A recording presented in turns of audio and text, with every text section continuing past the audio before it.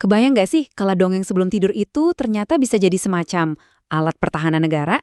Kedengarannya aneh ya, tapi hari ini kita bakal bedah sebuah buku cerita anak-anak yang ternyata punya misi khusus melawan hoax di era digital. Ini bukan cuma soal cerita, tapi ini soal strategi. Coba deh dengerin pertanyaan di sampul belakang buku ini. Anak-anak kambing yang pemberani bertemu serigala peniru. Apa yang akan terjadi? Sepintas kayak dongeng biasa aja kan? Tapi perhatiin deh satu kata kunci, peniru. Nah, kata inilah yang bakal jadi petunjuk utama kita. Yuk, kita masuk ke ceritanya.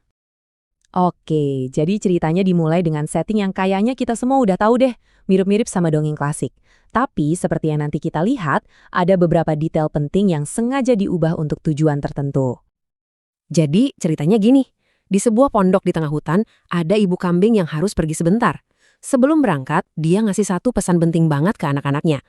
Jangan sekali-kali buka pintu buat orang asing, apalagi buat si serigala. Nggak lama kemudian, udah pasti si serigala datang. Tapi, ini bukan serigala biasa. Ini adalah serigala peniru. Senjatanya bukan taringan tajam, tapi penipuan. Dia meniru suara ibu kambing dengan sempurna, terus bilang, "Anak-anak, ini ibu, bukain dong pintunya." Karena suaranya mirip banget, ya, anak-anak kambing ini percaya aja dan langsung membuka pintu. Dan dalam sekejap, hap, serigala langsung nangkap mereka semua. Semua kecuali si anak bungsu. Uniknya, dia selamat justru karena rasa takutnya sendiri. Dia sembunyi karena malu belum sempat pamit ke ibunya. Begitu ibu kambing pulang, wah, dia nemuin rumahnya berantakan dan cuma ada si bungsu yang lagi gemeteran. Nggak pakai lama, dia langsung beraksi. Berbekal air panas, dia hadapi serigala itu dan berhasil menyelamatkan semua anaknya. Sampai sini ceritanya seru ya, kisah kepahlawanan ibu yang hebat. Tapi, disinilah muncul pertanyaan besarnya. Kenapa sih buku cerita anak-anak kayak gini sampai diterbitkan secara resmi oleh pemerintah? Nah, ini saatnya kita ngupas cerita di balik cerita ini. Jadi, ini tuh bukan sekedar buku cerita biasa yang bisa kita beli di toko buku. Ini semacam alat yang sengaja dirancang dengan tujuan yang sangat spesifik sebagai bagian dari sebuah misi nasional. Nih, lihat deh buktinya. Ada stempel resminya dari Kementerian Pendidikan. Statusnya jelas banget, milik negara dan tidak diperdagangkan. Ini menegaskan kalau buku ini bukan produk komersial, tapi sebuah instrumen pendidikan yang disebar secara strategis. Oke, sekarang coba kita mundur sedikit buat lihat gambaran besarnya. Soalnya, buku ini tuh cuma satu potongan kecil dari puzzle yang jauh lebih besar, sebuah program nasional yang ambisius banget. Program ini namanya Gerakan Literasi Nasional, atau GLN.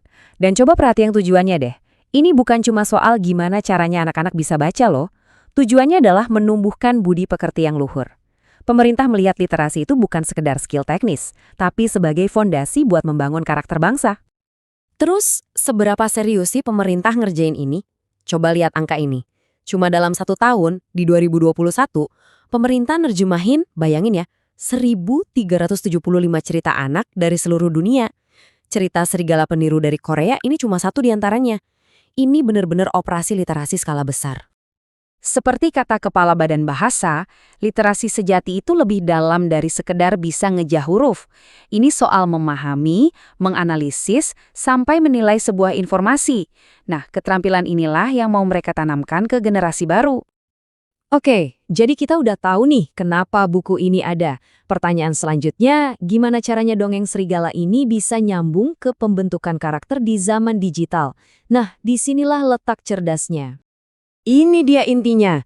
Serigala yang pakai suara palsu buat menipu itu kan metafora yang pas banget buat berita palsu atau hoax zaman sekarang. Pelajaran buat anak-anak kambing di hutan adalah pelajaran yang sama persis buat kita di tengah belantara informasi internet. Dan yang paling keren, ini bukan kita yang ngarang-ngarang loh, bukan interpretasi liar. Para pembuat bukunya sengaja banget nulis pesannya secara gamblang di halaman terakhir, biar nggak ada yang salah paham. Ini dia kalimat penutupnya, pesan yang langsung nembak ke pembaca. Semoga kalian juga menjadi orang yang bijaksana dan tidak mudah tertipu oleh berita palsu. Misinya jelas banget kan? Jadi kita bisa simpulkan ya, dongeng yang kelihatannya simple ini ternyata punya banyak fungsi. Di permukaan ini cuma cerita pengantar tidur. Tapi di baliknya, ini adalah pelajaran pertama tentang literasi media. Jangan langsung percaya, selalu pertanyakan sumbernya dan berpikir kritis.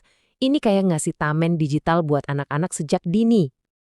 Ini akhirnya membawa kita ke sebuah pertanyaan besar. Di dunia yang isinya penuh peniru seperti sekarang, gimana sih cara kita ngajarin soal kebijaksanaan? Proyek ini menawarkan satu jawaban. Mulailah sejak dini dan gunakan media yang paling abadi, yaitu cerita. Karena mungkin saja, di tengah gempuran suara-suara palsu di luar sana, pertahanan pertama kita bukanlah teknologi canggih, melainkan dongeng yang kita dengar sebelum tidur.